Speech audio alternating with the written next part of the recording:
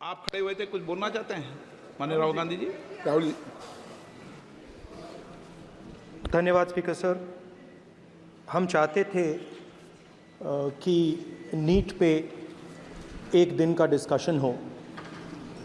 काफ़ी ज़रूरी मामला है।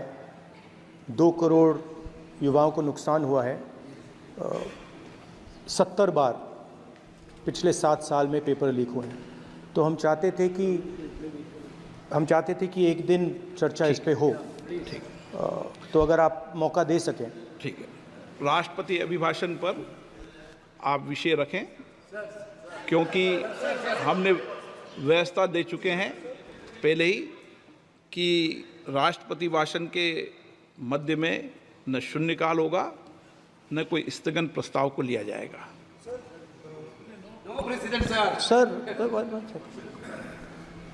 प्रेसिडेंट तो जो अध्यक्ष बनाता है वही प्रेसिडेंट होते हैं वेणुगोपाल जी।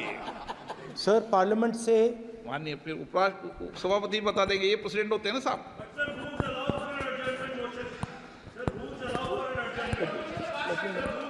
रूल के बाद भी अध्यक्ष निर्देश होते हैं ना वकील साहब। चलिए, आपको बोलने दे रहे हैं आपके नेता लोग, आपको बोलने दे रहे हैं लोग। सर पार्लियामेंट से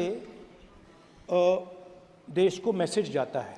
ठीक है। और हम स्टूडेंट्स को मैसेज देना चाहते हैं कि जो नीट का इशू है वो पार्लियामेंट के लिए जरूरी है। ठीक है। इसलिए मैसेज देने के लिए हम चाहते थे कि एक दिन पार्लियामेंट चर्चा करे।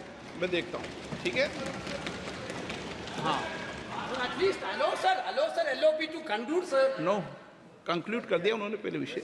अध्यक्ष महोदय, ये पूरा सदन इस बात से अवगत है कि संसद की कार्रवाई कुछ रूल्स और प्रोसीजर्स के आधार पर चलती है। रूल्स और प्रोसीजर्स के अतिरिक्त कुछ हेल्दी ट्रेडिशंस हैं संसद की, जिसके आधार पर कार्रवाई चलती है। और मानता हूं कि ये हेल्दी ट्रेडिशंस हमारे संसद की एक सबसे बड़ी ताकत है। जब कभी भी राष्ट्रपति जी के अभिभाषण पर चर्चा होती है तो आज तक कभी ऐसा नहीं हुआ है, क्योंकि अपने लंबे संसदीय जीवन में जो मैंने देखा है उस आधार पर मैं कह सकता हूं कि अन्य किसी विषय पर उस समय चर्चा हुई हो।